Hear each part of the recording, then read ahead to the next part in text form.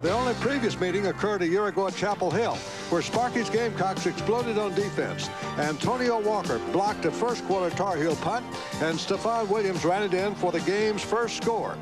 After North Carolina pulled even, Eric Anderson broke through to block another punt, this time for a safety and 2 points. Later, trailing 13-12 going into the final quarter, South Carolina called on Harold Green, who tied George Rogers' career record of 33 touchdowns. The Gamecocks defense then applied the coup de grace when Scott Windsor picked off a Tar Heel pass and raised 60 yards to put the game on ice and a final of 27-20. That decision put Sparky one up on Mac in their friendly rivalry. Episode number 2 is coming up.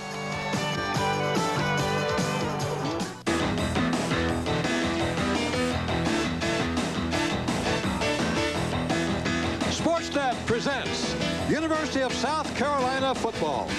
Tonight from Williams-Brice Stadium, the Gamecocks host the North Carolina Tar Heels.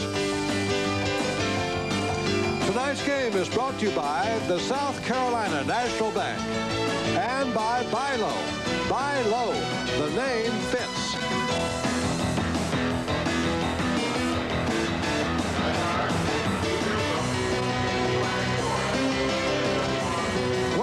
Williams-Brice Stadium, everyone, and tonight's game between the Fighting Gamecocks and the University of North Carolina. We expect a sellout crowd here, 72,400 for this game under good weather conditions.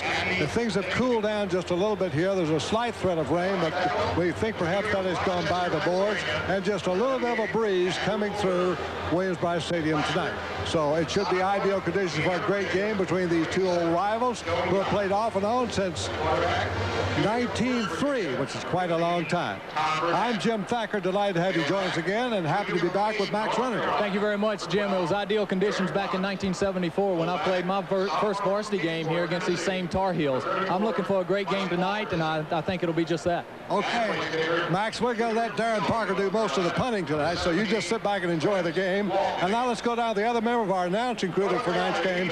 On the field, John Pritchett. Once again, I'll be keeping an eye on everything down here on the field. You know, Jim Garner, the athletic director at Oklahoma State University, hired both of these coaches while he was at Appalachian State and referred to them as being like brothers. And some people feel that this rivalry is somehow diminished because of that relationship, but I would disagree wholeheartedly. For those of us who have brothers and sisters, we realize there is no more bitter a conflagration than a battle waged between siblings. Jim, this should be a dandy. Well, that it should. Both teams won last week in impressive style, and we'll be back to take a closer look at these two teams after this word from your local stations. This is Sportsnet.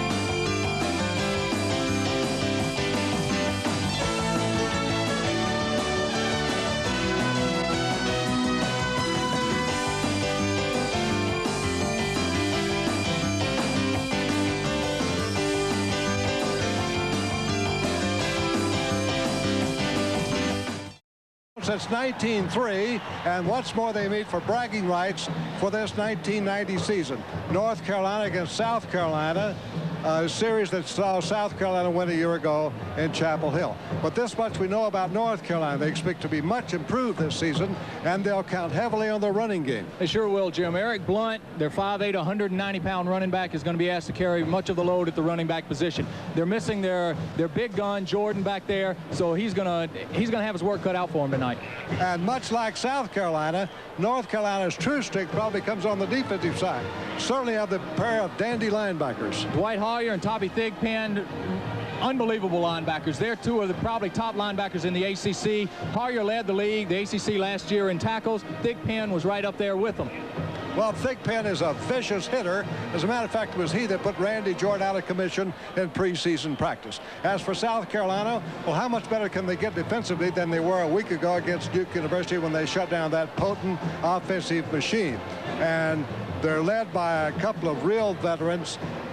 In the linebacker in the middle there, Patrick Hinton. Patrick Hinton really typifies the defense that Carolina wants to play. He is the stud in the middle, and they want him to just cover the field. Follow everything that goes on that offense, and he does that with abandon. And some observers are saying there's probably no better at the front four in the entire South. than the Gamecocks had last week. And anchoring that front four, of course, is Corey Miller, who's a true All-American candidate. Well, out of the 4 sacks that South Carolina had against Duke, Corey had 1 for 10 yards, and he's going to have a tough chore against Donnelly. Their All-American tackle tonight, but he is an All-American defensive end if I've ever seen one. So it's a match of South Carolina's potent defense against the running attack of the Tar Heels, and we'll be back in just a moment at Williams-Brice Stadium.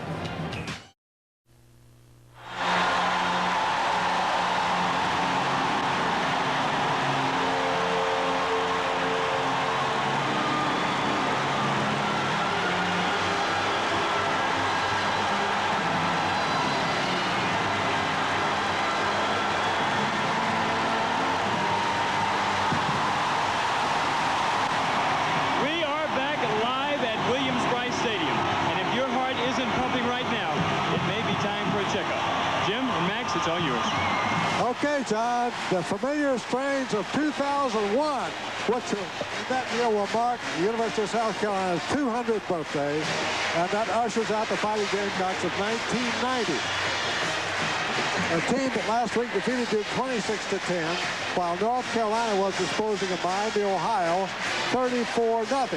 So both teams are here looking for a second win in a row and hoping to get things going on an earnest note for this new season. North Carolina coached by Mack Brown, and we've gone over the long friendship that he's had with Sparky Woods. That goes back to Iowa State and on to Appalachian.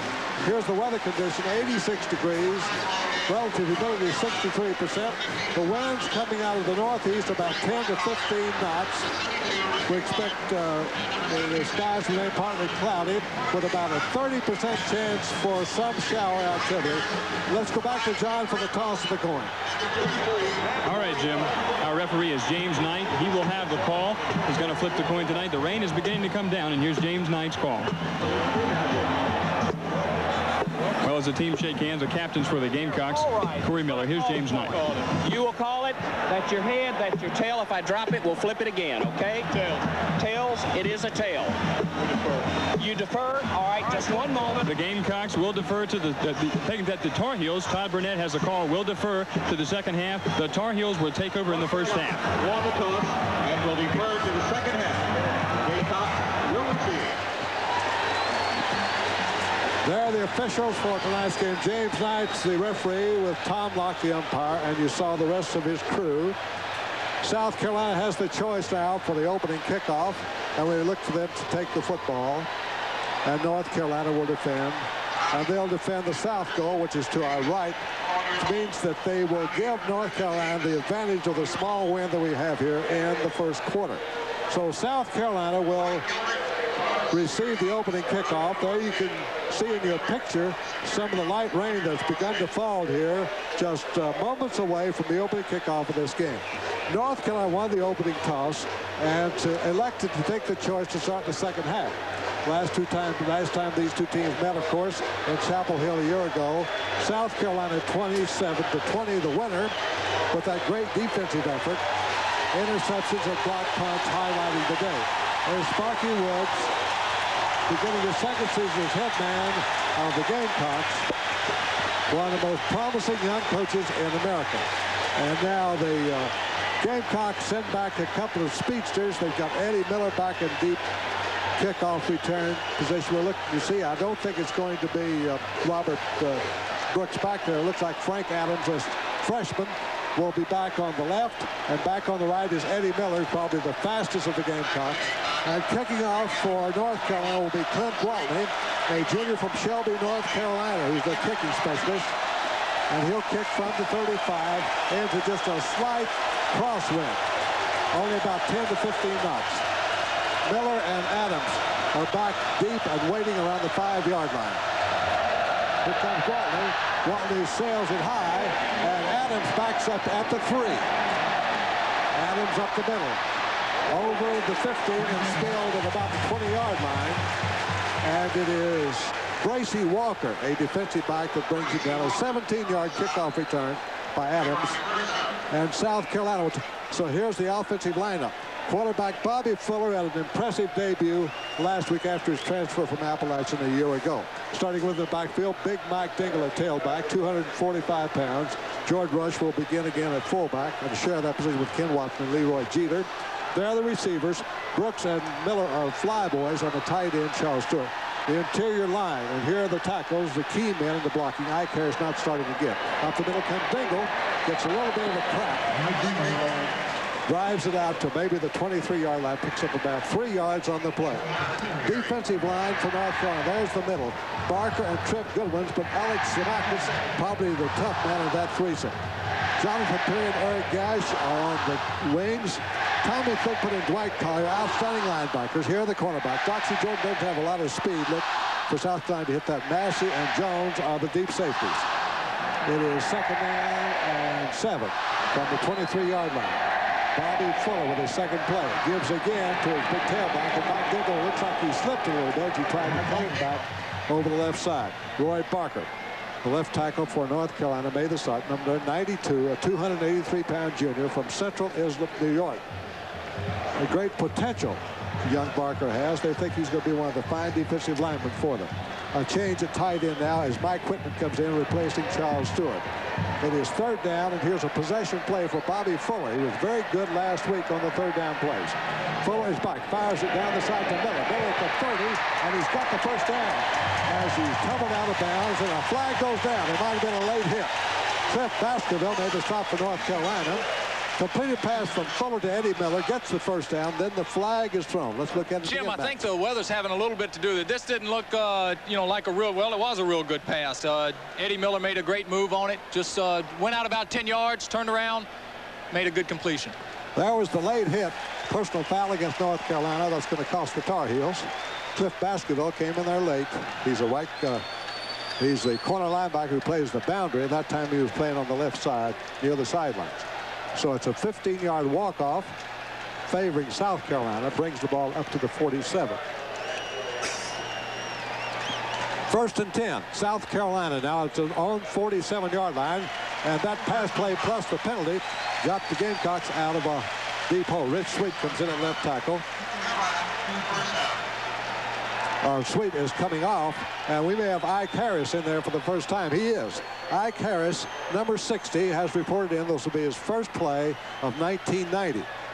He's an all-star candidate at left tackle, but has been sidelined with an injured ankle suffered in an automobile mishap.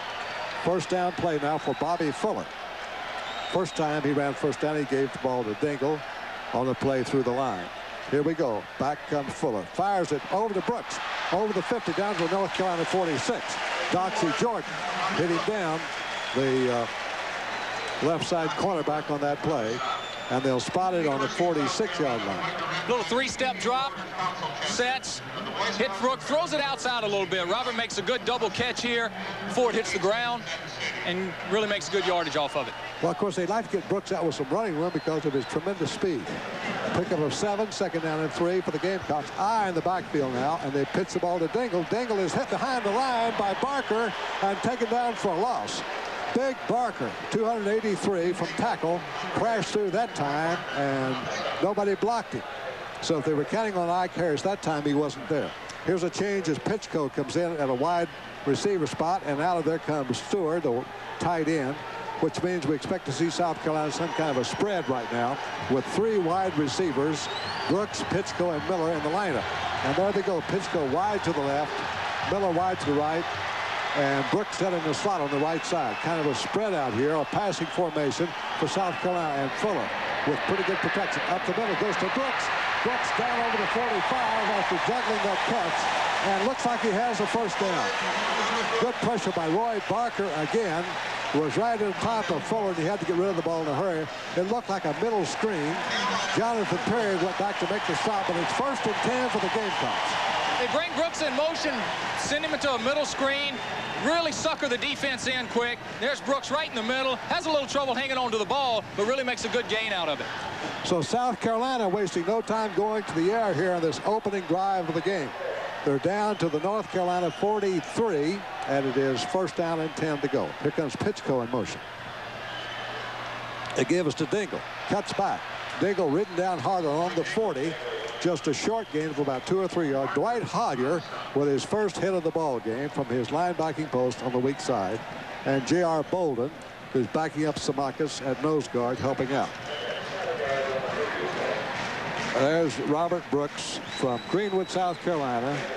And he should have a banner season. I was born in Greenwood, South Carolina. And you grew up in Orangeburg. We'll talk about that later, Max. 2 wide receivers for the Gamecocks. 2nd down and 8 from the 40. Dingle gets the call. Dingle the middle gets it cracked. And picks up 5 at least. And inside the 35 to maybe the 34. A couple of yards shy of the first down. Dwight Hollier again makes the stop for North Carolina. Good blocking by the offensive line. Mike finds the hole and really makes good yardage off of it. Well, now there's... He fumbled the football. There must have been a turnover because North Carolina takes over the football. We really didn't see what happened there. But North Carolina gets the ball, and in now for the Tar Heels, the offensive team for the first play of the game. The quarterback is Todd Burnett, a junior from Burke, Virginia. He won it in the spring over the other Burnett, Chucky. High in the backfield, the tailback is Blunt. And here's Burnett. Burnett on first down to throw, fires it down the right side. It is caught by Hollifield in South Carolina territory around the 45-yard line. Keith McDonald back covering for the Gamecocks, but the lanky Holiday, who's about 6'4", made this grab. They're expecting big things from Corey Holiday. Todd Burnett drops a little rollout, really throws a good strike in there for a nice gain. Now they give it to Blunt, and Blunt gets an opening, then tripped up as he goes over the 40, and down he goes to the 38-yard line. Mike Tobin, outside linebacker for the Gamecocks, made the stop. Still a nice gain, though, from the 44 down to the 38. 6-yard pickup. It'll be 2nd down and 4. Jim, I think North Carolina's game plan is really to try to run right at South Carolina and utilize their size on that offensive line to move the big South Carolina defensive line off the ball. Well, Todd Burnett showed that he isn't afraid to go to the air. He comes right out on first down passing. And on this play, he was sending out both his wide receivers, number 1, Corey Holiday, and number 87, Joey Yock, to a flank on the left side. But right now, we got timeout on the field here with 10:45 to go in the first quarter. And we'll return out these messages from your local station. This is Sportsnet.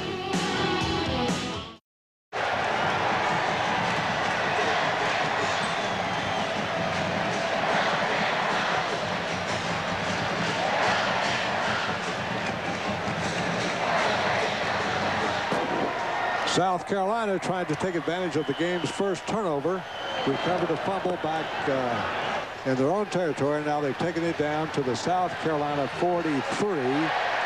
It's 2nd down, about 3 yards to go. I formation. Tailback is Blunt. He comes out in motion. And here's Burnett on the play-action fake, and he gives the middle of the line to the fullback Ferguson. And he runs into a stone wall by the name of Corey Miller. Miller, number 33. With a chilling tackle that time on Ferguson, helped out by Marty Dye, and the gain's about 1 yard. So it is 3rd down and a couple. North Carolina at the South Carolina 37. An early drive here by North Carolina with a power I formation. They send Felton in motion off to the right. He's a big play fellow. Now here's Blunt going to right, cutting back, and hit down short of the first down, I believe, by Joe Reeves, an inside linebacker, number 44. Blunt was trying to get down inside the 35. Eric really didn't have a lot of room to run here. The South Carolina defense closed the hole, and I think he's a little bit short of the first down. Great pursuit that time by the Gamecocks, and now they have marked the ball inside the 35-yard line. Reeves will stop. They're going to measure for first down.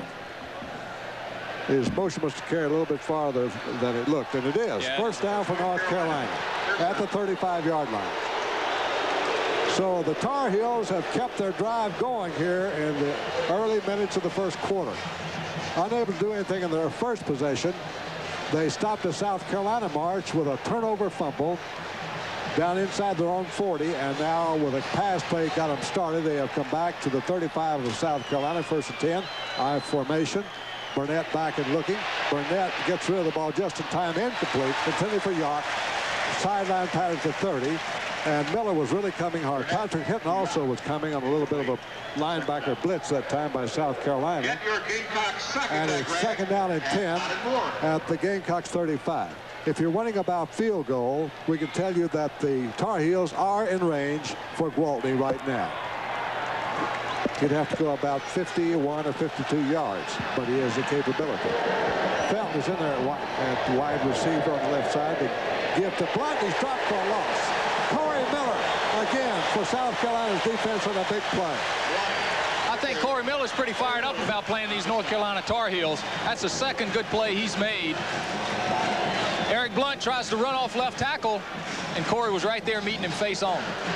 It's a loss of 3. It'll be 3rd and 13. Little misdirection. Eric tries to cut it back. Corey holds his ground.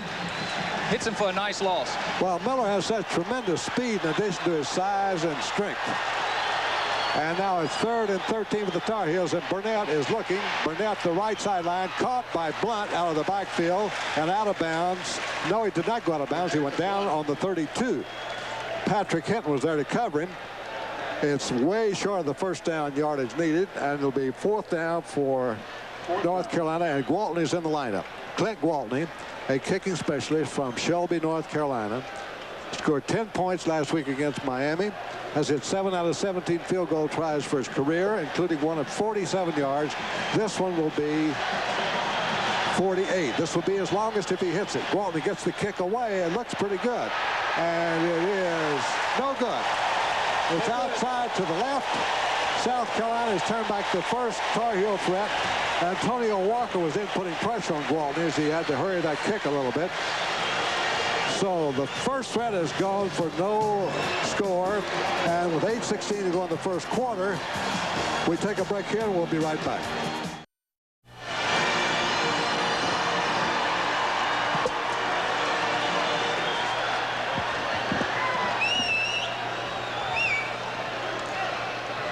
South Carolina, they're off for the second time. Complete to Miller from Fuller. Miller grabbed at the 40, and with a good second effort gets up to the 44. Hit by Clint Baskerville, a young sophomore cornerback.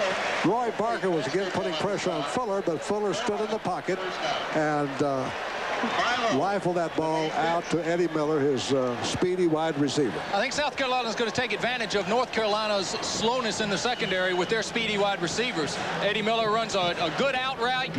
Bobby Fuller puts a good strike on the ball, and it makes a good gain. That's another first down at the South Carolina 44, 1st and 10. Bobby Fuller hits to Brooks. He can't hold it. Robert Brooks had right in the numbers at the midfield stripe. Couldn't hold it. Doxy Jordan was laying off of him, giving him room. So that was Brooks. There was a pass that he should have caught. That was not a junior. The first incomplete pass by Bobby Fuller hit 4 in a row for 43 yards until that one dropped by Robert, who doesn't drop Robert just very took many. his eyes off it. He wanted to run a little bit before he caught it. Now both Miller and Robert are wide to the left side, and Bobby Fuller on 2nd and 10 from his own 44 has the ball to Dingle, going wide left side, cutting back. Short game, maybe 2 or 3 yards before Barker runs him down. Boy, Barker has been a man who's been very noticeable in the North Carolina defense so far. A big 283-pound junior playing at defensive tackle. Little off tackle to Mike Dingle. Get some penetration there. Mike has to change his route a little bit, and then he makes a good cut there to save a little bit of, make a little bit of yardage. Another 3rd down play for Bobby Fuller. Had a great week last week on 3rd down. And here he's facing 3rd down and 6. Fuller is back. Fuller fires down the right side. Incomplete. Intended for Robert Brooks, who was covered very nicely by Cookie Massey, who was the defensive back of the week a week ago for North Carolina against Miami, Ohio. And he made a good play there. Brings up a punting situation, and Darren Parker comes in. Max, you're a great punter. Tell us about Darren Parker as a punter. Well, I'll tell you, he has great form. He has a real strong leg. This is something he's been working on this year, trying to place the ball inside the 10-yard from around the 50-yard line. Last year he didn't do that. Last year he just kicked the long punts, and they had somebody else do that. Let's see what happens now. Randall Felton ran 2 back for touchdown plays last week against Miami. Only 1 counted, but he is back. And here's Parker. Gets off a boomer. And Felton's going to let it hit over his head, hoping it goes to the end zone, and it does. That'll be a touchback, and North Carolina will get the ball at the 20-yard line.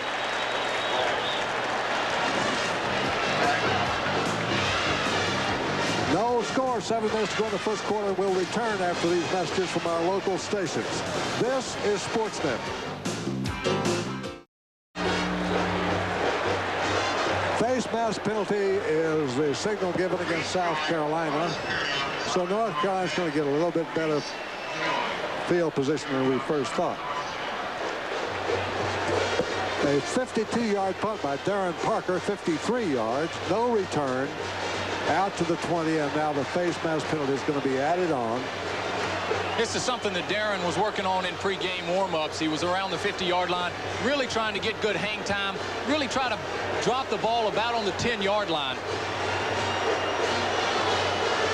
Okay, the penalty brings the ball for North Carolina out to the 35. Now watch here for the face mask. Tries to get enough hang time on this ball, place it around the 10-yard line, get his coverage guys down there to make the fair catch or either down it inside the 10. First down with the Tar Heels. Todd Burnett is back out with Blunt and Fargus in the running backs.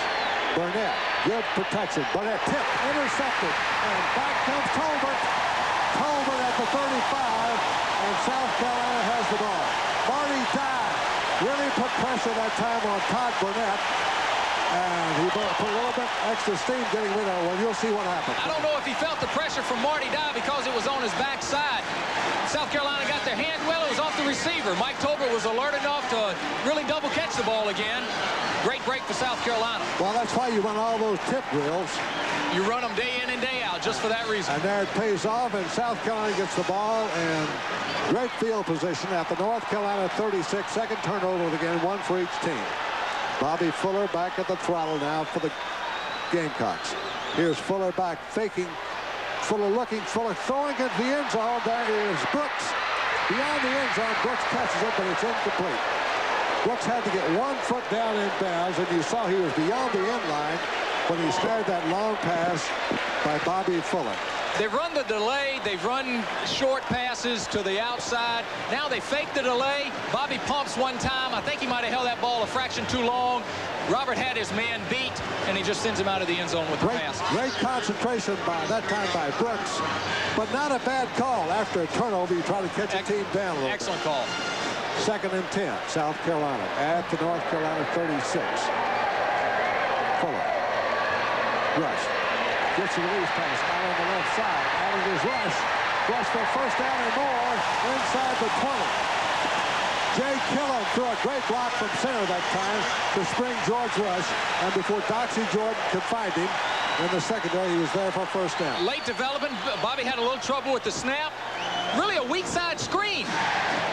North Carolina's defense really gets suckered in by it. Good pass by Bobby. Rush makes an excellent gain off of it. Well, you saw the key block by Jay Killen, who's filling in for Hal Hamrick tonight at center. First and 10 for South Carolina. Inside the Tar Heels 20-yard line on the 19. Brooks comes in motion. Deep handoff. And this is Haynes. Haynes going to be caught for loss and hit out of bounds over the 20 and back up to about the 21.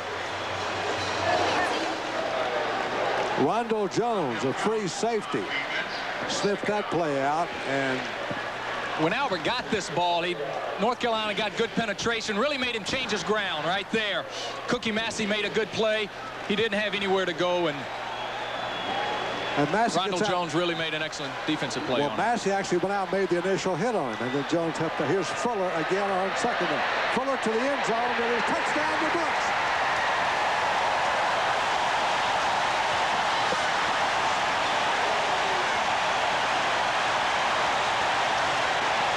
Robert Brooks just turns his man completely around. Bobby holds the ball just long enough for him to make the flag route, and he's wide open.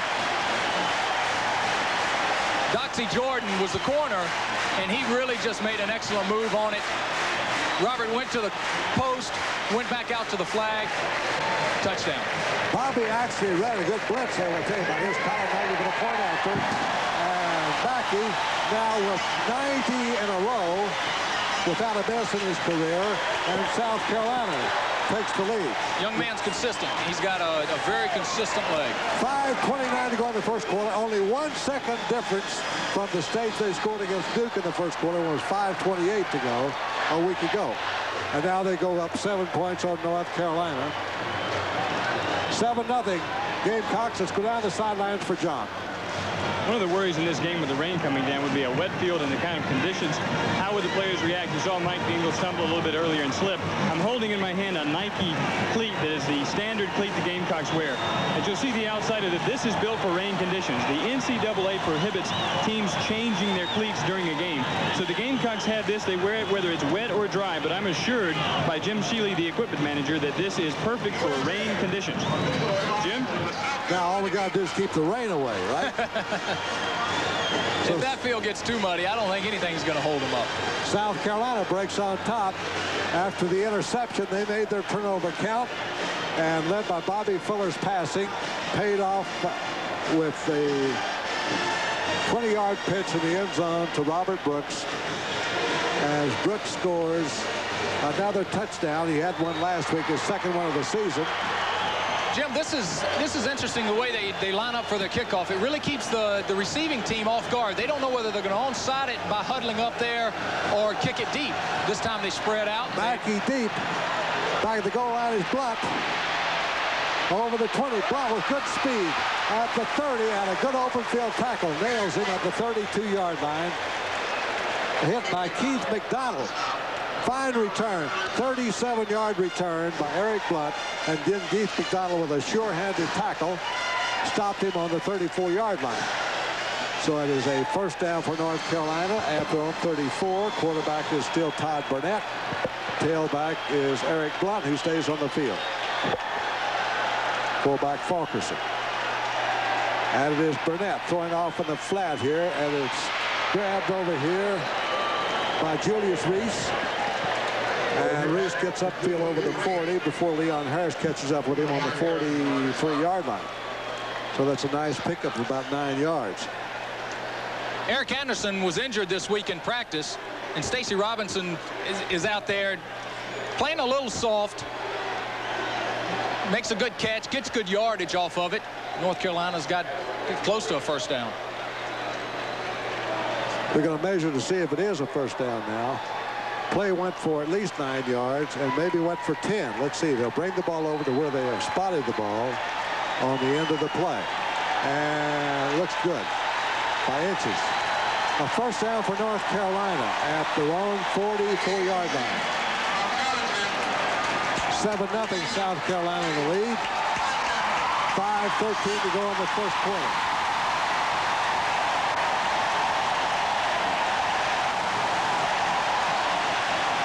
If you heard that cheer, it's because the result that was announced from Charlottesville, Virginia. I didn't hear the announcement, but from the cheer, you know Clemson had to either be losing or behind. There's the option play, and a give inside the Ricky Ferguson making the stop, and it's a first down as North Carolina fullback Fulkerson goes down into South Carolina territory and to the 45-yard line before Ferguson catches up with him. Mike Fulkerson's a big young man, 6 foot, 242 pounds, and South Carolina's going to have to wrap their arms around him and put a shoulder pad on him to bring him down. Trent Simpson coming off holding his wrist, it appeared. First down play, they give it to Blunt. Blunt hits the middle and is crunched in there after a pickup of a couple of grudging yards given by South Carolina's defense. There's Eric Blunt, number 12. He's got a very low center of gravity and a quick first step. Little quick toss. He tries to find the seam. South Carolina's defense closes down on it pretty quick. Again, it's Blunt back in the tailback, right behind Ferguson. Todd Burnett, the quarterback. Second down and 8 from the 43 of South Carolina. Now they pitch the ball back to tailback, and Blunt on a slant to the left side gets a nice block in there from Kevin Donnelly. And stopped by Corey Miller, makes another tackle around the 38, along with Patrick Hinton. They put Bookie Brooks in motion to try and pick up the rover. Little toss again to Blunt. He just heads straight up the field and gets a good gain on it. Blunt now goes out and is replaced at tailback by the freshman Michael Watkins. They think very highly of this young man from Hickory, North Carolina. 168-pounder. Here's his first game. Watkins hit behind the line, breaks the tackle, and then is stopped near the line of scrimmage, short of a first down.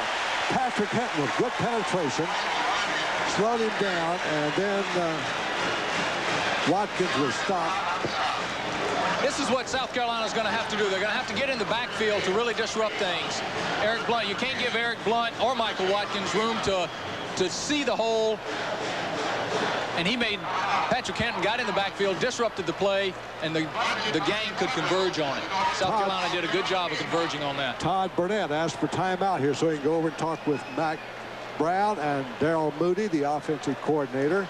See what should happen here. It's 4th down and 2 at the South Carolina 37-yard line.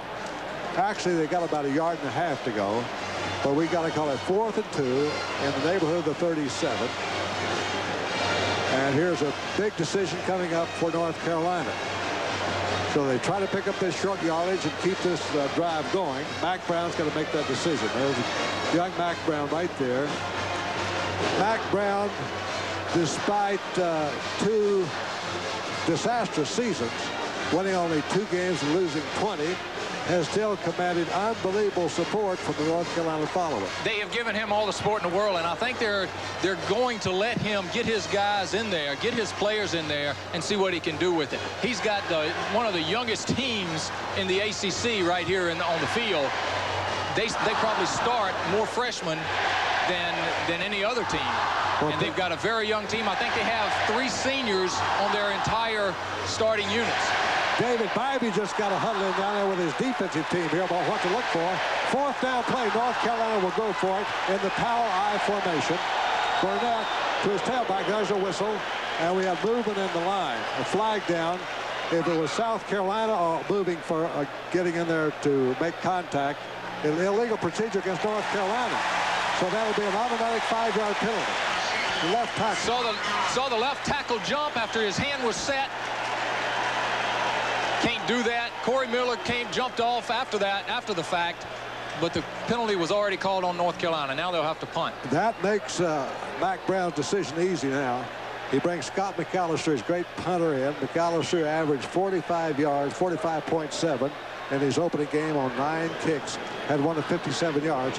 He'll kick from about the 50. A very high kick, a fair catch called for, and the Gamecocks going to let it hit, and it could have gone bounce inside the 10. A fine kick by Scott McAllister will pin the Gamecocks back inside their 10-yard line.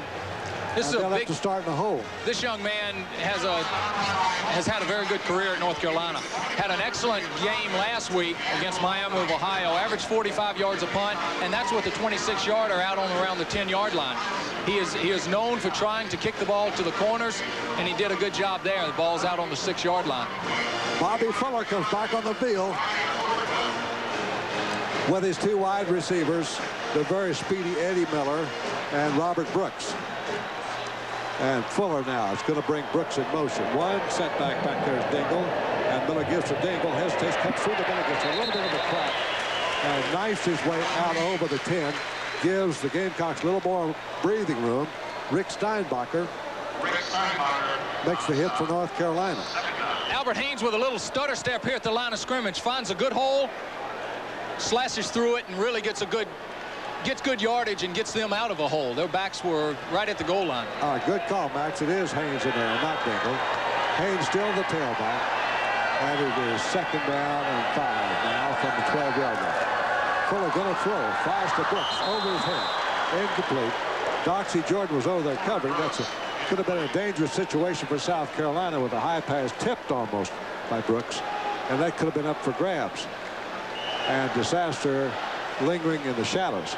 But it just goes to an incomplete pass. It'll be 3rd down and 5 at the 12-yard line. South Carolina back in its own territory. So here's a big possession play now for Bobby Fuller. Will he throw again from down near his own goal line? Yep. Fuller runs out of the pocket, fires on the right. He is caught upfield by Haynes. Doxy Jordan is the man who stops it from going all the way, perhaps, as Haynes hit out of bounds in the vicinity of the 30-yard line. Let's see where they spot it. Good patience by Bobby Fuller. Good blocking by Ike Harris. See, pushing the tackle in. He waits. Albert Haynes breaks loose, really for a nice gain. That was a big play for South Carolina. That's the 5th first down for the Gamecocks. All 5 have come through the air, which says something about Bobby Fuller's passing. He's having a very good night. Yeah, Dennis Tripp was putting good pressure that time and ran Bobby out of the pocket. Here comes Pittsco in motion. First down play, a new series for Fuller. Fuller on first down, looking over the middle, and he hits the tight end Whitman for a first down, about 15 yards up to the 45. Dwight Hoyer dropped back to his linebacking post to make their stop.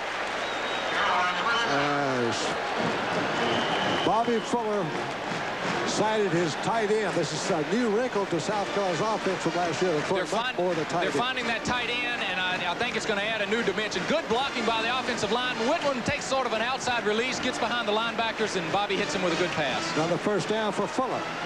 Fuller looking at first down, and Fuller fires out. Pittsco's down to the 40, down to the 35 of North Carolina. Sought by Tommy Thigpen, the great young linebacker for the Tar Heels.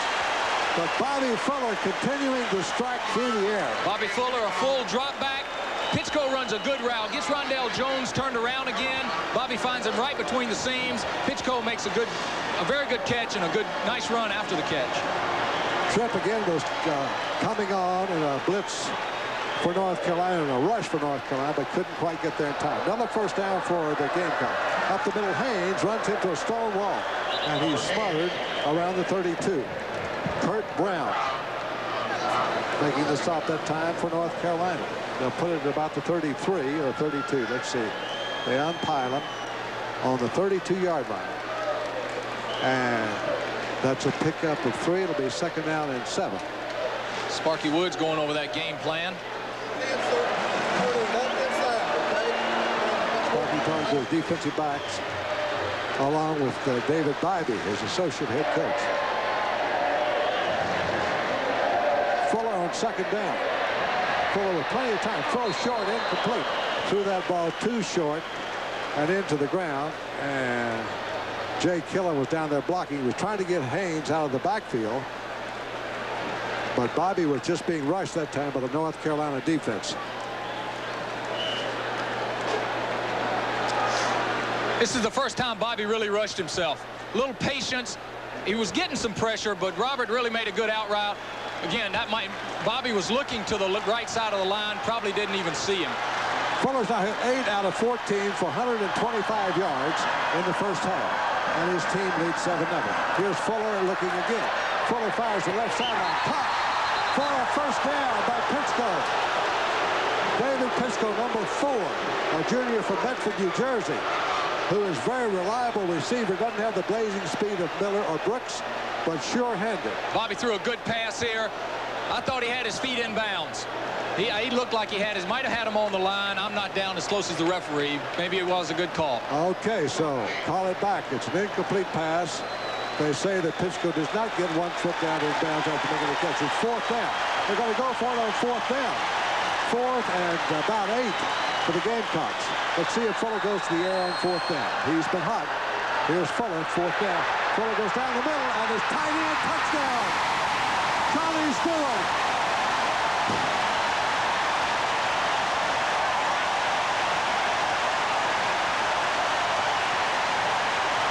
The South Carolina secondary completely fooled. They were completely fooled. I thought the whole defense, they split everybody out. They sent Brooks in motion. Bobby takes a full drop, looks over the field, and Charles Stewart was wide open. There wasn't anybody within 15 yards of him. First touchdown of his career for Charlie Stewart. Great call by Sparky Woods. 245-pound junior from Valdosta, Georgia, and the kick by Mackey is true again. 91 in a row by Colin Mackey. And Bobby Fuller has his second touchdown pass of the half, and the Gamecocks go up 14-zip. That was an impressive march, Matt. Well, that was a very good drive. They had the ball on the 6-yard line. Was that 94 yards? It was, and it was 93 yards and 9 plays. Bobby Fuller's arm got just about all of it.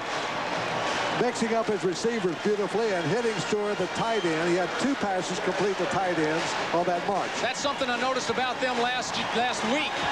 Bobby went to 7 different receivers and completing 16 out of 23 passes.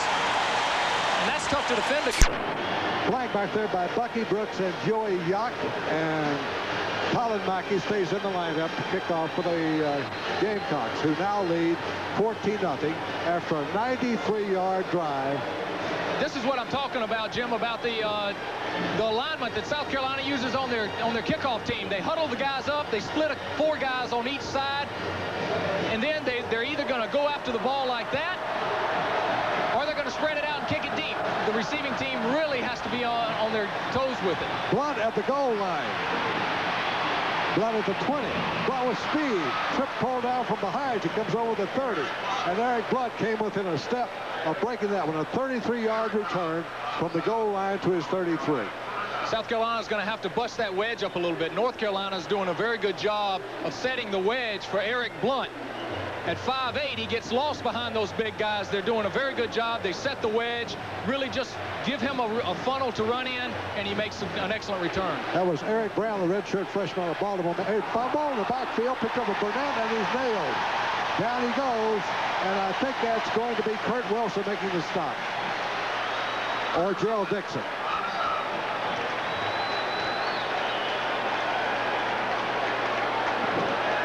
So that's a loss of 3 on the play. It'll be 2nd and 13 for the Tar Heels at their own 30. And that's the end of the first half.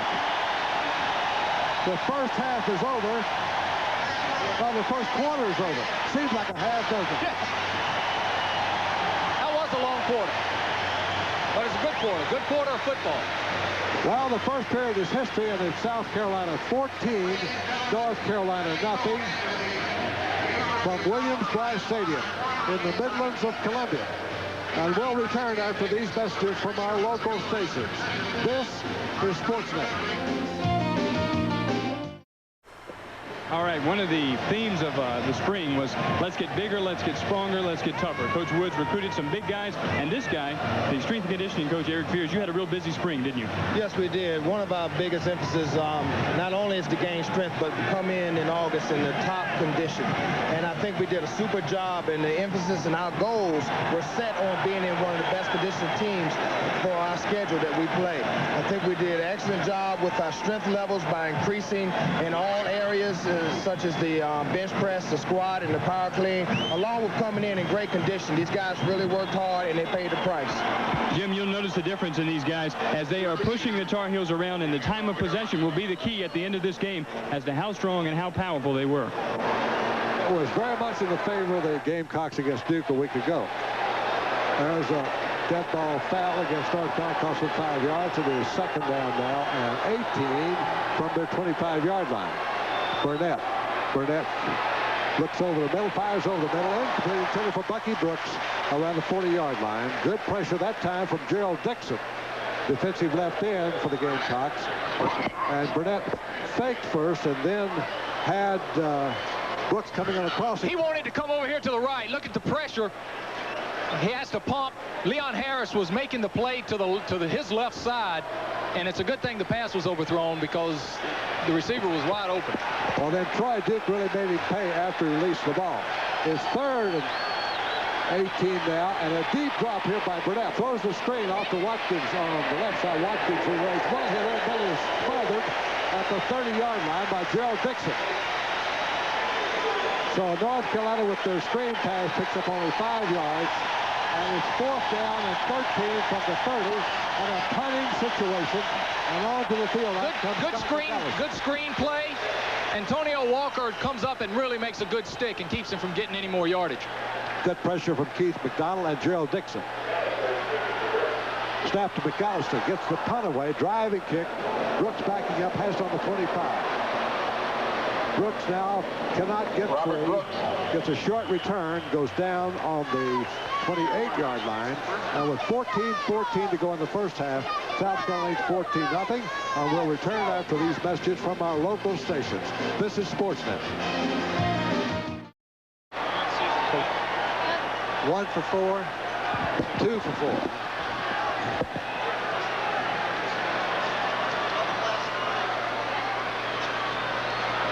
First down play, and the gives to Adams. And the young freshman moving to his left, trying to get some yardage to get things started this drive. Cannot. He is snowed under by a wave of white and blue from North Carolina, short of the 30. So it'll be no appreciable gain. It'll be second down, about 10 yards to go still for South Carolina. The Gamecocks will be taking on Virginia Tech. The Hokies lost to Maryland, a very close game in their opener. And we'll be with you live at noon on September 22nd from Blacksburg, Virginia. Max Runninger and I'll be there. We hope you'll join us. Jim, Mike Harris just came out of the ball game limping on that sore ankle. And I'm still amazed at the confidence that Sparky has in the young running backs. He's substituting freely, and he doesn't seem to be worried about that one bit.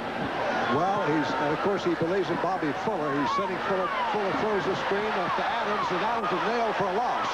A great play by one of the linebackers, or Dennis Tripp. No, it was Bolden. J.R. Bolden, a nose guard, backup nose guard, smelled that play and came out. Jonathan Perry was blitzing from his outside linebacking post to put pressure on Bobby. Bobby got a little more pressure here than he wanted to. He made a good pass. He released the ball late, but J.R. Bolden really smelled it out and really sacked him for a loss. It's the first long third down situation that Fuller's had tonight.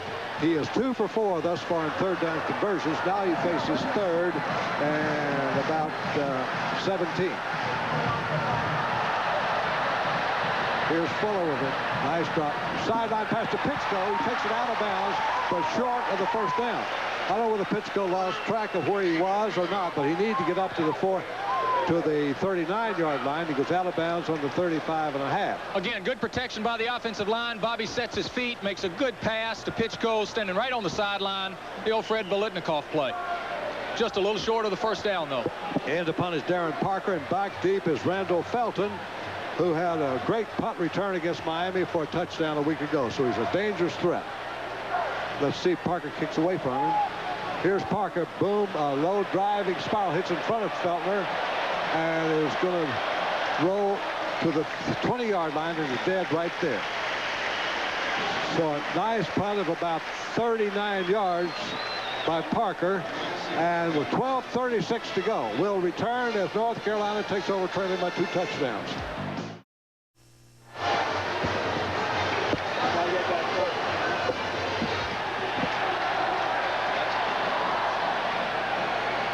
Todd Burnett pitches the ball back to his tailback, Blunt. Eric Blunt tries to cut it back on the left tackle, and there's not much doing there. South Carolina closes the gap quickly, and the play goes for 2 or 3 yards at the most. Keith McDonald makes another defensive stop.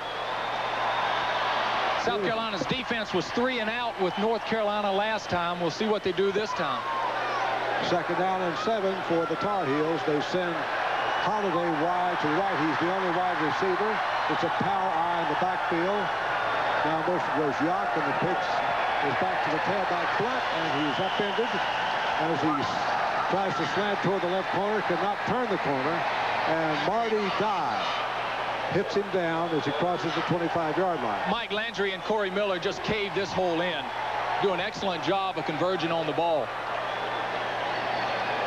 2 dominant factors thus far for the Gamecocks. Their stingy defense and the passing of Bobby Fuller. Third down and 5 for North Carolina at their 25, and Burnett going upstairs. The ball is tipped, incomplete. Good pressure put on in there by Marty Dye, and also tracking in was Patrick Blackwell. I think Patrick Blackwell got his hands up on this one. Held his jump. 2 guys were blocking him. He timed it just right. I don't know how high he got off the ground, but he really made a good deflection on that pass. Boy, that is some show of strength. Here's Brooks back, and here's the kick coming up, and Robert Brooks control lets it hit around the 40, and Brooks is going to take it with a rush coming on him, and he's spilled on the 32. Jim, last kind week, of a nervy play right there. Well, last week, Robert Brooks didn't handle about three punts that I think he should have handled, and I think Sparky probably talked to him, said, we've got to at least catch the ball. We're losing too much yardage when the ball hits the ground and rolls. The young sophomore was in there on top of him. Russell Gibson out of Lenoir, North Carolina, make the stop. First down for the Gamecocks on their 33. Eddie Miller wide to the right. Robert Brooks out the left. That is speed to burn on the flanks. And Bobby Fuller is back in there for throw. He's had a great night passing so far in the first half. Fuller fires. Fuller pass caught by Miller at the 45. And he zinged that one in there. And Miller takes it up to the 48 for a first down for South Carolina. Now well over 150 yards is Bobby Fuller through the air, and he continues to mix up his receivers beautifully. He just goes one side to the other and is really doing an excellent job of looking over the field. The offensive line has given him a lot of time, and that helps out a great deal, Jim. Well, one sign of a quarterback is if he picks out one receiver and sticks with him. Bobby does good. He hits over here to Miller again, and it's incomplete. They're saying he trapped the ball. Miller thought he caught it, held it in the air, but it's really incomplete. Basketball was playing it very soft on the cornerback. Do they have instant replay in college? No. Bobby underthrew this ball just a little bit. Eddie Miller really tried to make an excellent effort on it. I think the ball slipped through his arms and hit the ground. Incomplete pass, and it is second down and 10 for South Carolina, operating from their own 48-yard line. 10:43, lots of time to go in the second quarter. And Fuller's passing almost every down now. Fuller with plenty of time. Now he runs out of the pocket. Fuller's going to run with it. He's not a running threat. Gets it over the 50 down to the North Carolina 48 before he runs into Rick Steinbacher. That time, the deep coverage was there for the Tar Heels, and they had a pretty good rush. Good coverage. Jonathan Perry. Good coverage in the secondary. Jonathan Perry keeps pressure on him. Sparky probably would rather Bobby do this than force a pass. And I think it was a good decision on Bobby's part to pull it down and run it and get as much as he could out of it. All right, the tailback is Albert Haynes, the resting Dingle. It's third down for Fuller. He's been very effective man on third down. Here's Fuller. Fuller caught and sacked from behind. First sack of the night out by Dennis Tripp, a right tackle. Dennis Tripp, 259, senior from Farmville, New York, and he makes the stop. He was a former linebacker, so this guy's got quickness. Dennis Tripp just got around Rich Sweet, stayed after Bobby. Good coverage in the secondary again. Bobby had to hold the ball a little while, and Dennis Tripp got the sack. All right, Parker's in to kick. Felton is in to return for North Carolina. 10-man rush has been put up on the line by the Tar Heels. Jim, watch how quick Darren Parker gets this ball off. This is something that, high snap, and North Carolina's going to get the ball in good field position.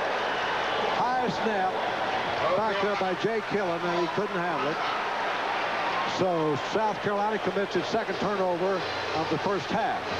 So far, they've been able to keep the Tar Heels out of the end zone, but now North Carolina gets the ball only 37 yards away. This is what gives coaches gray hairs.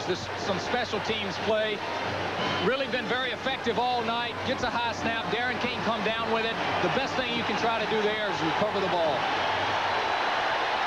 This is one of the best opportunities North Carolina's had, getting a good start at the South Carolina 37. They call on Blunt for the middle, and he's stacked up.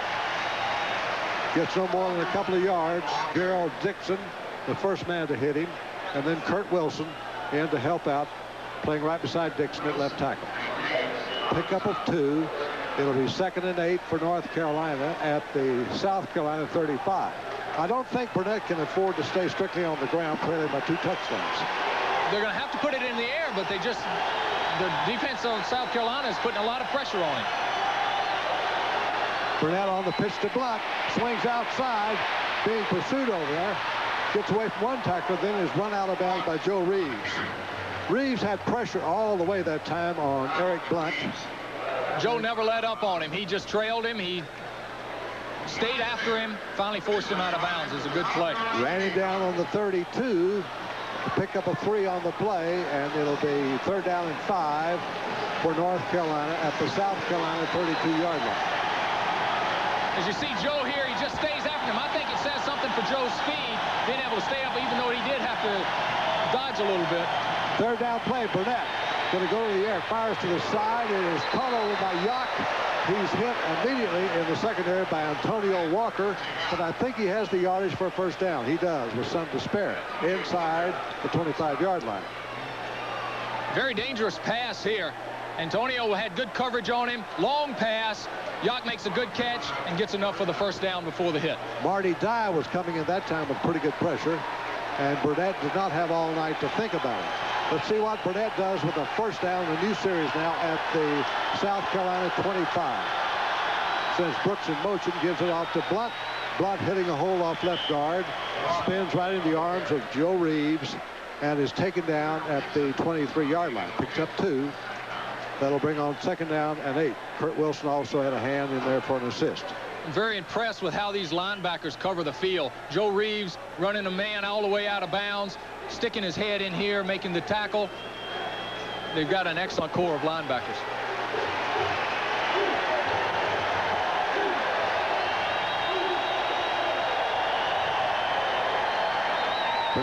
Here's a fumble in the backfield, and is dropped on by North Carolina, and they hang on possession. Well, the Tar Heels almost blew away another opportunity right there, fumbling the snap.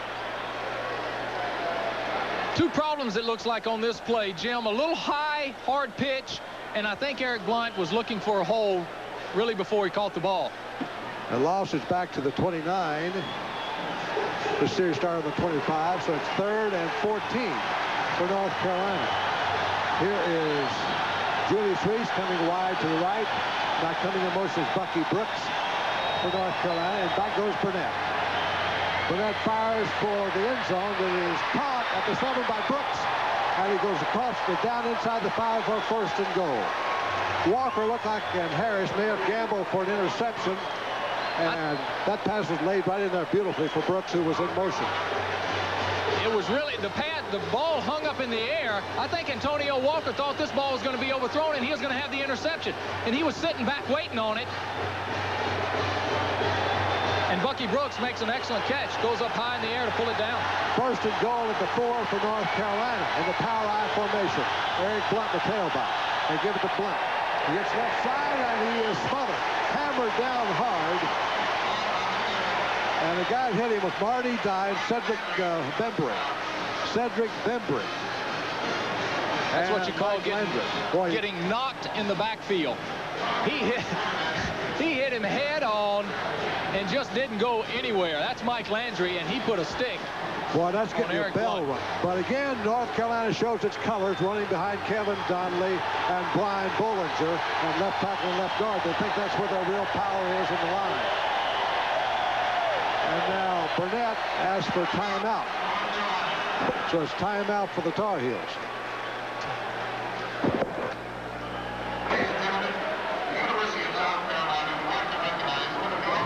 Steve Jerry has been sent in at quarterback by Mack Brown, number 10. Now, Jerry's strength is running. We'll see if they go to the option when we come back here at the 5-yard line on second and goal for North Carolina. 6 minutes to go in the first half. And with a 14-0 lead by South Carolina, we'll return after these messages from our local stations. This is Sportsnet.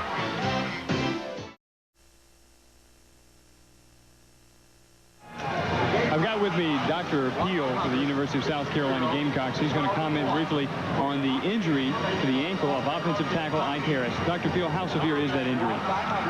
Moderately severe sprain of his foot and ankle. Just responding to the treatment. He got it twisted in the pileup out there, and that's why he came out. He'll probably be back to play some more tonight. All right, thank you. Back to you, Jim. Second and goal, North Carolina to South Carolina 5. And third-string quarterback Perry's in. Runs the option. Perry sends his fullback Farguson into the middle, and Farguson's introduced to that front 4 of South Carolina with Patrick Hinton lending a hand from his linebacking post. Mike Landry also came in there from a linebacker with Marty Dye, and South Carolina's defense is going to have to hold their ground a little more here with Steve Jerry at quarterback because of the threat of the option. Head to the dive man. He can keep it around the corner. He can pitch to the halfback. Of course, he almost takes away the blitz. Here's Jerry now. Jerry on the option, fakes the first down, runs the left side, cuts it back, and he's hit right on the 1, or did he get over? It's very, very close, but I think they stopped him on third down. Joe Reeves out to make another big play for the South Carolina defense. This is exactly what I was talking about. They're holding the ground for the dive play. He makes a good move, cuts it up in there. They held him about a yard short from the goal line. With 4th and 1 from the South Carolina 1. And it does get any more exciting than it does on a play like this. They'll probably run the same play to the opposite side. Jerry, the quarterback, up the middle. Ferguson stopped cold. South Carolina holds it. They went to the big fullback, and there was no opening there, and the Gamecocks have made a great goal line stand. Jim, I'm very surprised that they ran right at the meat of the South Carolina defense. They caved it in, and he didn't get 1 inch. Kurt Wilson hit him low, and Patrick Hinton, number 46, came over the top. They were expecting the jump. Patrick Hinton timed it just perfectly and hit him head on. Excellent defensive play, and that's what South Carolina wants to see, and that's what they've experienced the last couple of weekends. Well, Bobby Fuller comes out now with 4:50 left in the first half in a deep hole back on his own 2-yard line. Of course, remember, he took the team 93 yards on one drive, but here he is with his backfield set up in the end zone. Bobby Fuller's got to get some room out here. Let's see if he tries to run it out of there, and he gives to Dingle. He hits the right side, and there isn't much give there. This is the first time Mike Dingle's been in the game this quarter. It's good to see him back in there. I hope they'll let him run with the ball some. Cookie Massey comes up with another tackle for North Carolina, along with Dwight Hollier, who had a big opening game against Miami with 10 tackles, and he's in another one here. It was second and 10 from the 2. Again, Fuller standing right on his own goal line. And Fuller gives to his tailback, and Dingle, or is it Dingle hitting a little bit of a crack off left guard, gets it close to the 5, and it'll be 3rd down coming up. Right now, all Fuller's trying to do is get a little bit of room. Exactly right. The coaches are saying, let's work it out a little bit. Dingle makes a good run off tackle, good blocking by the offensive line, good surge. He gets a good 3 or 4 yards. First of all, get the ball out far enough to give our punter 15 yards to punt the ball so we aren't on the 2-yard line. Sparky was now sending his 2 wide receivers, Brooks and Miller. Let's see if he's going to let Fuller go to the air here from his own 5. It's 3rd down, 7 yards to go. Fuller back in his own end zone. Fuller going down the sidelines. It is incomplete, intended for Brooks up over the 15-yard line. Well, he would have had the 1st down, and Fuller put the ball there. Brooks, again, just couldn't hang on to it. Bobby Fuller is really throwing the ball well tonight, and I think his confidence level is raised a great deal because of that. Puts the ball right where he has to. Roberts got his feet in bounds. Takes his eye off the ball just a little bit and bobbles it. Well, Fuller had to keep his eye on Jonathan Perry, who was coming on a blitz, along with Doxy Jordan, before he released that ball. Now, deep in the end zone is Darren Parker to punt this ball out of trouble, and the dangerous Felton is waiting for North Carolina. Here's the rush, and a high spiral. Hugway, monumental kick. Drives Felton back inside his 45-yard line. Good coverage by South Carolina. Takes him down on the 48-yard line of the Gamecocks. Tremendous kick by Parker. 7-yard return. That was a Darren Parker punt. That was over 50 yards. That I've been waiting to see. Over he has a 50 tremendous yards. leg. He hit that ball well. And that's a tough place to punt for him. Your back foot is on the end line. They gave him good protection. He gets it off quick anyway. But he really kept his head down, toe pointed, and made good contact on the ball. 50-plus yard punt. And good coverage, very good coverage. Now, number 42, Leroy Jeter, made that stop. But North Carolina's got possession again. And here they're going to run the reverse play to Felton. Felton gets away from one player in the backfield and now turns the corner on the left side. Down the sideline, great speed he has. Runs out of territory around the 34-yard line. Patrick Hinton again in hot pursuit, ran him down. Boy, Hinton's been a man all over the field for the South Carolina defense. Good call by North Carolina. They've been trying to run inside. They've been trying to run sweeps. Really hadn't gotten anything. They run a reverse out at the midfield and get an excellent gain off of it. Excellent move there by Randall Felton. What won't Really show up in the statistics is that Patrick Blackwell came very close to nailing Felton for a loss before he could get started on that play. But it's a 1st down for North Carolina. Up the middle goes Blunt. Blunt breaks through 20 and down to the 18. That's probably the best run of the night by Eric Blunt. Right through the middle. Keith McDonald drifted back there to make the stop for South Carolina. North Carolina's been in South Carolina's territory quite a bit in this quarter. Eric Blunt, offensive line opens up a very nice hole. Eric Blunt finds it, hits the seam, and really turns on the juices. Makes a good gain. There's Eric Blunt from Ayden, North Carolina, running out of tailback and carrying the full load. So here's Blunt again. tripped up as he hits the hole off left tackle, trying to run behind his All-American candidate, Kevin Donnelly. Gerald Dixon tripped him up with a nice low one-handed tackle. Little misdirection, a little toss. Doesn't get a lot of yardage, makes a good play at the line of scrimmage. Down on the 17. They'll bring up second down and about 7 from the 17-yard line. But North Carolina's come right back to threaten again after being turned back from that first down. Fullback Falkerson tries the middle. He's the man that was stopped cold on the 1-yard line by the defense a moment ago, and Kurt Wilson met him this time for no appreciable gain.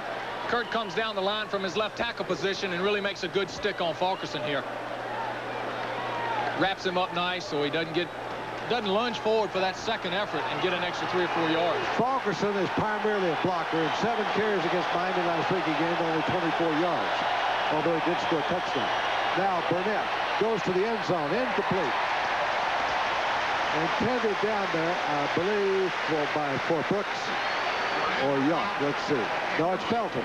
It was intended for Felton. Incomplete. Good pressure from Kurt Wilson, who was coming hard for his tackle post. Todd Burnett is 6'6", but when South Carolina's defensive front gets their hands in the air like they did that play, it really makes it tough to throw a strike, and he had to overthrow that one. Well, they're going to go for the field goal. They bring Gwaltney in to try for a 32-yard field goal. And an angle from the left side. Here's Gwaltney's kick. He gets it away, and it's plenty long enough. It's good. And North Carolina gets on the scoreboard with 1:33 remaining in the first half on a 32-yard field goal by Clint Gwaltney. A Shelby, North Carolina junior adds his second field goal of the season and the 8th of his career. Patrick Hinton was coming hard trying to block that kick but didn't get there in time, and the lead is back to 14-3, an 11-point lead by South Carolina as North Carolina prepares to kick off. South Carolina's offense last week had a little lull in the third quarter. In the second quarter right now, they've got that little lull, and I think the defense is spending too much time on the field. The Gamecocks need a nice drive here to give that defense a little bit of a break and get something moving right here before the first half.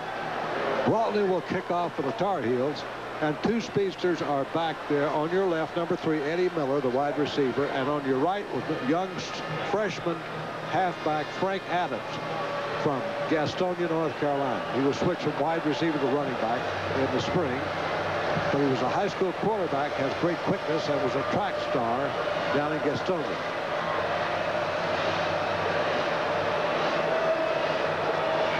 Well, Miller and Adams are waiting as Gwaltney tees the ball.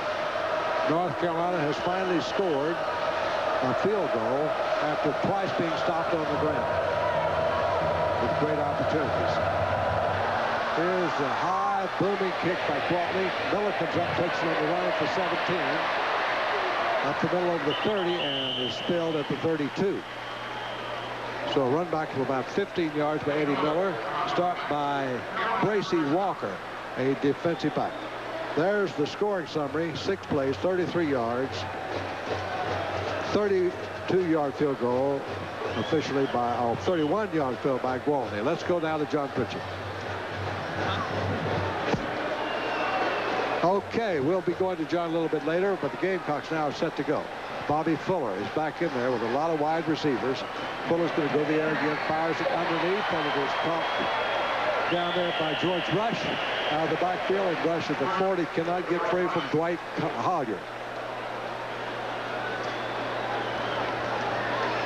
Dingle is also in there. There's number 14, Rush. See the new uniforms that South Carolina this year has come back with the uniforms that were named Gamecocks across the front chest. Fuller right back to the air. Here's the quick pass to Miller down the left side. Miller takes it into North Carolina territory. Cliff Baskerville makes the hit around the 50-yard line, and that should be another first down. The chains move up again. Eddie Miller runs an excellent route here. He drives to Cliff Baskerville, comes back to the ball. Bobby Fuller puts it on a dime and makes a good gain. Fuller back again. Good pressure on Fuller this time. He runs out of the pocket. Now he's going to be collared and dropped for a sack. Jonathan Perry, an outside linebacker, and Roy Barker had too much heat that time on Bobby Fuller. Good play by the North Carolina defense. That was a first down pass attempt. There's Perry. That's a familiar name, isn't it? Orangeburg, South Carolina, where your dad was such a great coach for so many years, Max. And this young fellow, they have high promise for. He's one of the top young players for North Carolina. Just a sophomore. That loss will go down as a 4-yard loss to the 46. It'll be 2nd and 14. 43 seconds remaining in the first half. South Carolina's dominated the first half with the passing of Bobby Fuller and the defensive play. Bobby drops back. It looks like he wants to go deep, and then they just cave in on him. North Carolina puts good pressure on him. Bobby has nowhere to go. Best play he could do is just give up the yardage instead of trying to make something else happen and making a turnover with 43 seconds left to go in the half. Well, Jonathan Perry made that play work for the North Carolina defense. The first one of the few times they've been able to get to Fuller tonight, who's made them pay through the air. He's well over 150 yards passing and has a touchdown. You know, we really hadn't given the South Carolina offensive line enough credit. The last 2 weeks, they have done an excellent job of protecting Bobby Fuller. Well, let me go back and correct that. Bobby Fuller has 2 touchdowns passing. One to Robert Brooks, one to his tight end, Mike Whitman. Or Charles Stewart. Second down play. Fuller, good protection. Fuller drills it to Brooks. In and out of his hands at the 45. Tommy Thigpen was back there, but there was another ball that was within reach of Robert Brooks, and he couldn't quite pull it in. Good protection again for Bobby Fuller. He waits till Robert Brooks clears, throws a good ball in there. That ball should have been caught. South Carolina player was shaken up, but I think it might be Mike Dingle, the tailback.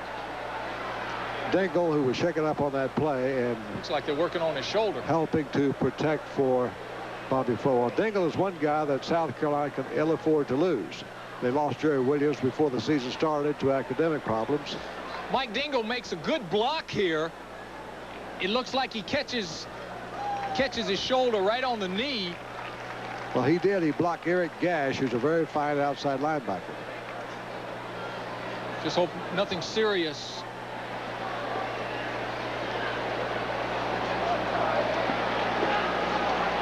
Well, they're making sure that Dingle is okay before they move, or have him move. 38 seconds now remaining in the first half, and South Carolina leading 14-3. Dingle keeps moving his head around as though he might have gotten a neck injury. Dingle has had 8 carries for only 10 yards tonight, but he's been a key man also in helping to protect Bobby Fuller's quarterback. I think Mike Dingle got his bell rung a little bit. I think the knee caught him right on his head because he's having trouble with his equilibrium. He's having trouble standing up. Well, Dingle, his teammates. We hope he'll be all right. Ken Watson and Rich Sweet go out to help Dingle off the field. So Mike comes out here in the final half minute of the first half, 38 seconds to go. And South Carolina in possession, 3rd and 14 coming up from their own 46 and holding a 14-3 lead. I don't think you'll see anything daring here by the Gamecocks. They've got a pretty good lead, and with not much time to go in the first half. Miller to the left, and Pittsco to the right. Fuller, two-side opponent, fires underneath to his tailback, and here goes Haynes, trying to get a first down, but stopped short by 2 or 3 yards. Crosses inside the 45. Albert Haynes, who has replaced the now injured Mike Dingle. Good patience on Bobby Fuller's part. Looking left, gets a lot of pressure from the left side from Jonathan Perry, has the poise to wait it out, sees Albert Haynes in the flat, hits him, and Albert makes a very nice run at the end of the play. That play took 10 seconds, and now 28 seconds to go in the first half. And South Carolina not quite in field goal range. That's 16 out of 25 for Bobby Fuller for 204 yards. So he's had a sensational first half. And you got a nice look at Bobby there with his helmet off. Jim. Talking with his head coach, Sparky Williams. Let's go to John Pritchett right now. Thanks, Jim. with Mike Dingle down there, we don't know how severe the injury is. It looked like he took, like you said, a knee on the head, and it could be he's really shaken up badly, or it could be the knee or the shoulder. They're looking at a couple of different areas. The thing to remember now is that the Gamecocks have to go to Albert Haynes, who's a lot smaller, not the powerful, bruising running back of Mike Dingle, and then they've got 3 freshmen. They've got Cleon Jones Jr., they've got Wilburn, and they've got Rob DeBoer, who's out of Nebraska. So they drop off a lot when they lose Mike Dingle. They could be going to the air a lot more, Jim and Max. That's right. Of course, they also have Frank Adams, who can play the tailback spot. Right now, it's being held down by Albert Haynes. Had a pretty good game against Duke. Carried 5 times for 48 yards and had a touchdown on a pass reception. The way Bobby Fuller's throwing the football, I don't think they mind going to the air too much right now. Haynes it is in the tailback. It's 4th down for South Carolina as time runs out here in the first half. Bobby Fuller on 4th down. Great protection. Fuller fires underneath short to Haynes. Haynes has the first down as he's hit out on the 30. That stops the clock with 17 seconds to go. And now the Gamecocks are definitely in field goal range and maybe thinking more. I can't say enough about the protection the offensive line has given Bobby. And again, great patience on Bobby Fuller's part. He waits till Albert Haynes clears again, sends him out into the flats, hits him, and Albert makes an excellent run. On first down to the end zone goes Fuller, and it is incomplete. It was caught out of bounds down there by David Pitchko. Well, Pitchko is disappointed, but the official was right on top of the play. Super effort by Pitchko. Ball was laid in there, absolutely perfect. And we'll have, I wish we had instant replay because this is close. He catches the ball. His toe might have been on the line, but that was an excellent thrown ball, and Pitchko made a super effort. Now, in college, you got to get 1 foot down in bounds. There it is, but maybe on the line. From our referee angle, was right there, so he made the call. He was much closer. Now, this will be a 46-yard field goal attempt here by Colin Mackey, and he's got it up there, and it is good.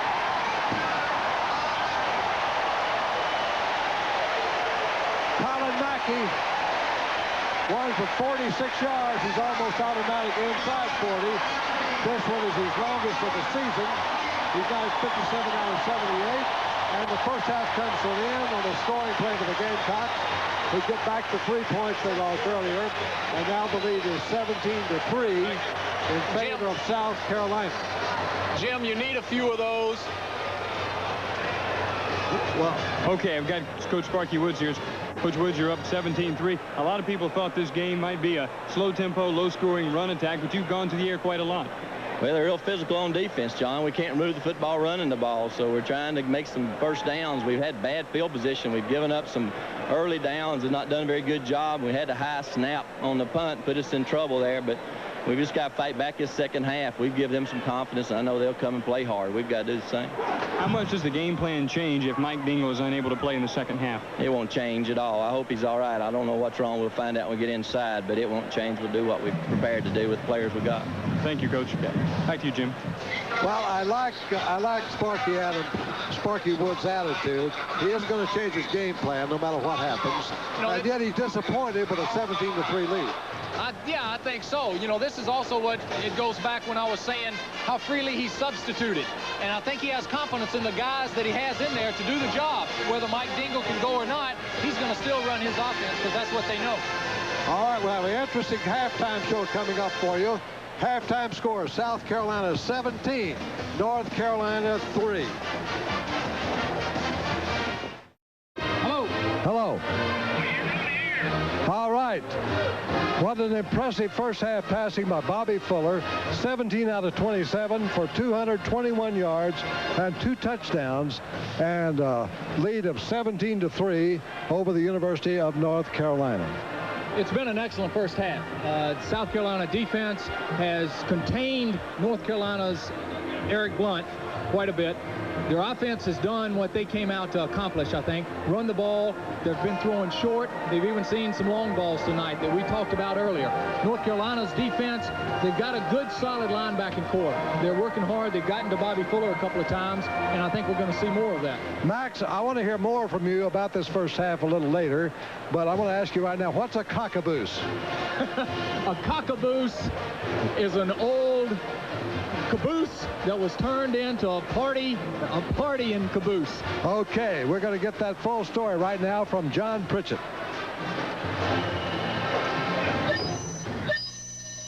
One of the many traditions of college football is the pre-game tailgating. And down in South Carolina, they've taken it to an art form. They've got Carolina Park, and they've got Cox Corner. And now the latest in innovation for tailgating, all aboard for the Cockaboose Railway. I have with me the developer of the Cockaboose Railway, Ed Robinson. And Ed, where in the world did you get this idea? John, we were looking for a private rail car, and in doing so, we contacted some brokers. They showed us some excess cabooses, some that had been retrofitted, and it just clicked. We knew that that's what we wanted to bring down here to South Carolina.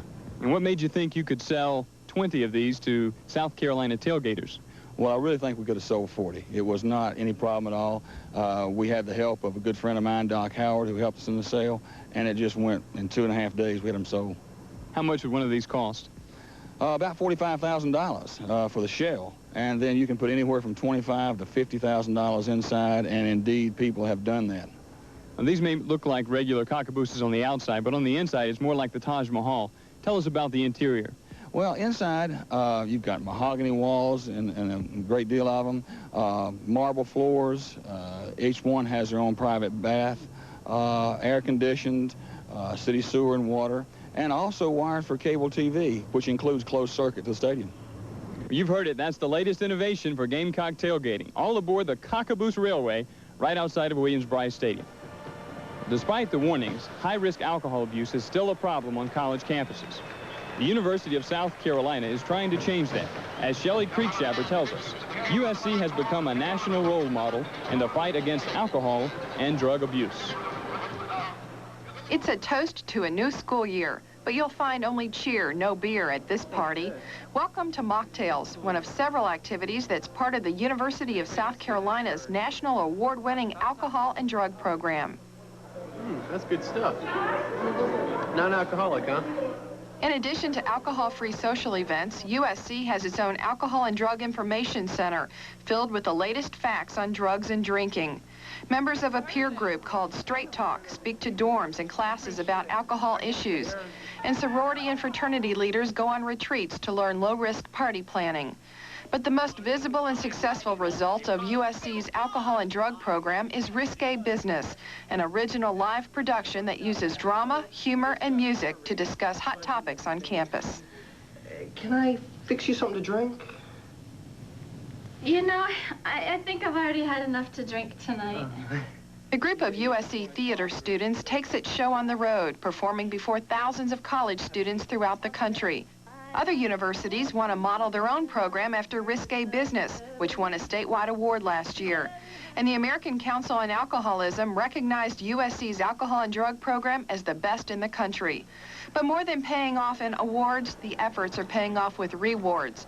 The latest campus survey shows the use of alcohol and other drugs at USC is dropping.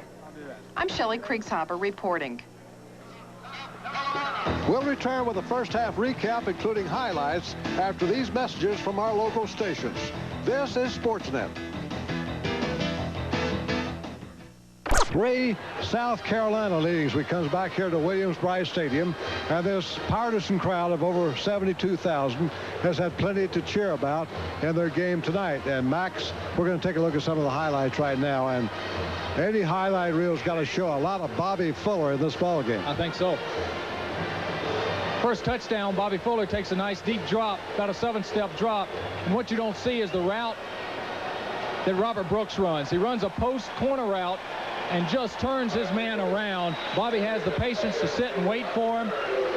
Touchdown. Well, later, Fuller comes back, and on a 4th down play, he completely fools the North Carolina defense with Charles Stewart, the tight end, wide open down the middle. Well, that's embarrassing. He was so alone. There was confusion somewhere in this North Carolina secondary because there wasn't anybody within 20 yards of Charles Stewart, and it was just a great design play. The only scoring by North Carolina came on this long field goal by Gwaltney that got through the uprights and pulled them back within 14-3, and then the field goal by Colin Mackey on the last play of the first half got the lead back to 17-3 over South Carolina. We'll take a look at that in just a moment. Well, anybody could see that Bobby Fuller had a sensational first half, Max. 17 out of 27 for 221 yards and 2 touchdowns. But what else impressed you about this South Carolina performance? Well, I'll tell you what, a couple of goal line stands that they had down there. They've been in. They gave North Carolina the ball in their territory a couple of times in the second quarter. They rose to the occasion. The defense, 4th and 1, they run right at the meat of the South Carolina defense, and he doesn't gain an inch. And, you know, the defensive line, the secondary has done an excellent job, as it did last week, but Bobby Fuller has been magnificent. Meantime, pretty good pressure by the front four there against Todd Burnett. They have put a lot of pressure on Todd Burnett. As you saw later in the second quarter, they brought in Jerry to work that option a little bit, just to try and get a little bit more speed at the quarterback position. Now, what's Mack Brown's options going to be in the second half? I mean, he had the ball 1st and goal from the 4-yard line. They couldn't run it in. Is he going to have to go back to the air more? Well, they've been having pretty good success running Eric Blunt wide, but I don't know if that, if he feels like he can do that time in and time out. But yet the defense of South Carolina is putting so much pressure on the quarterbacks that he doesn't feel he can go deep. So he's in quite a predicament. And maybe Jerry will be in there a little bit more for some option plays. I think you'll see quite a bit of Jerry in the second half. Okay, we'll come back to take a look at the statistics of the first half here at Williams-Brice Stadium in a moment. Mack Brown joins us now. Coach, the first half, a story of what might have been. Your views on the second half? Well, I think that the thing that we've got to do is obviously capitalize on our scoring opportunities. We missed a field goal that we've got to make to be successful against a good defense like South Carolina. And then when you get a 4th down and goal at the 1-yard line, you've got to convert. That's credit to their goal line defense. Offensively, Bobby Fuller's done an outstanding job, and we've got to do something to slow him down in the passing game. No, you want to get back with your team. Thanks for stopping by. Thank you very much. Jim, it's a North Carolina Tar Heel team that is a ball control team. It's also a team that's trying to hold on to the ball. They're going to play that ground control game. Now they're all of a sudden down by 2 touchdowns. We'll see what can happen in the second half as they try to mount a comeback. You're watching Sportsnet.